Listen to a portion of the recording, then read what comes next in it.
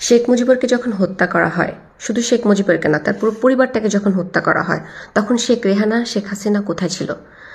বাংলাদেশের নিরাপত্তাহীনতা, রাজনৈতিক বাস্তবতা, সামরিক শাসন, অনেকগুলো কারণে তিনি বাংলাদেশে তখন কিন্তু আসতে পারেনি। এমনকি তার বাবার লাশটা পর্যন্ত তিনি দেখতে আসতে পারেননি।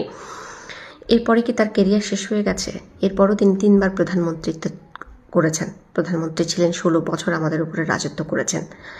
এটা তো আপনারা নিজের চোখে দেখেছেন, এবং আপনারা যারা পাকিস্তানপন্থী, পাকিস্তানকে ভালোবাসেন, আপনাদের উদ্দেশ্যে বলতেছি।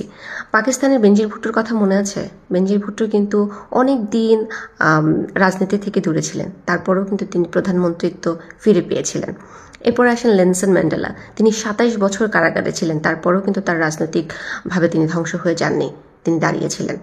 সুতরাং আপনারা যারা এই খালেদা জিয়া এই মুহূর্তে অসুস্থ আছেন, হসপিটালাইজড আছেন, তার ছেলে তার পাশে নাই, এখন পর্যন্ত তার ছেলে তার কাছে আসতেছে না, এই বিষয়টা নিয়ে আপনারা যে নোংরা রাজনীতি করছেন, যে কুৎসা রটাচ্ছেন, পাকিস্তানপন্থী রাজাকাররা যারা আপনারা নোংরা কথা ফেসবুকে লিখছেন, আমার মনে হয় আপনারা তারা ইতিহাস জানে না, বা আপনারা ইতিহাস জেনেও ইচ্ছা করেই এই ধরনের কথা বলে উস্কাচ্ছেন, যাতে করে তারেক রহমান বাংলাদেশে আসে এবং বিপদে পড়ে। দেখেন, তারেক রহমান যথার্থ বুদ্ধিমান একজন মানুষ, তিনি ভালো বোঝেন, তার পরিবার আছে, তার দল আছে, সব কিছু মিলিয়ে তিনি যে সিদ্ধান্ত নেবেন সেটা অবশ্যই বুঝেই নেবেন। আমার মনে হয় আপনারা এখনই জাজমেন্টাল হয়ে যায়েন না।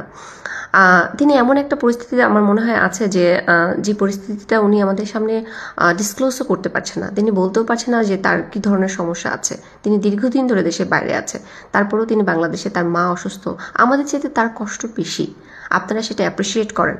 তার মা অসুস্থ, তিনি আসতে পারছে না, এই কষ্টটা তাকে কুরে কুরে খাচ্ছে, এই জিনিসটা আপনারা বোঝেন।